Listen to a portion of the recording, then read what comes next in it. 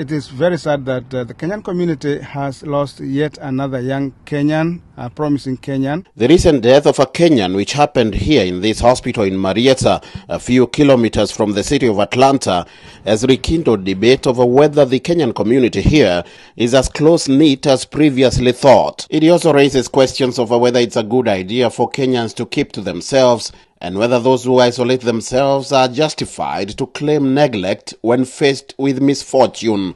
Now, this is one of those topics that most Kenyans out here do not want to discuss, and when they do so in harsh tones or in whispers. There is a lot of people who have ended up killing themselves.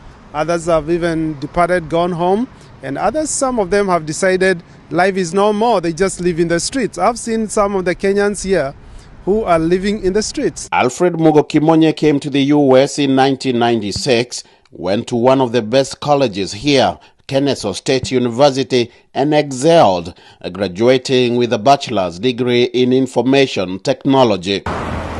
Some of his former classmates and people who knew him well but who did not wish to appear on camera say that he got a well-paying job with Apple Corporation, a prestigious U.S. computer software company. All was well until he had a run-in with the law, losing everything, including his own identity. Without a job and with little hope of ever getting back on his feet, Mugo sank into depression, ending up homeless here in Marietta, Georgia. He lived here in this neighborhood together with other homeless persons.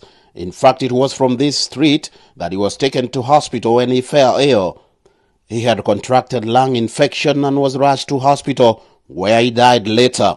The question now is whether the Kenyan community here could have done something, anything, to help him and others. As much as possible, we need to interact with Kenyans in any event so that you get to know one another. And in that way, you will not be asking ourselves, who is this guy or where does he go to church? The thing is, we have a very huge Kenyan community here in the U.S., and particularly where this guy used to stay. Yet his case is not isolated.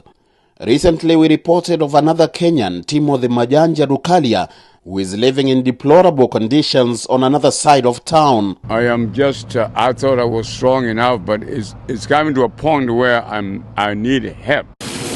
2 years ago, we reported of another Kenyan who died after plunging into this river in Boston, Massachusetts. Last May, the Kenyan community here raised funds to help a Kenyan who lived in this forest in Decatur, Georgia, to travel back home.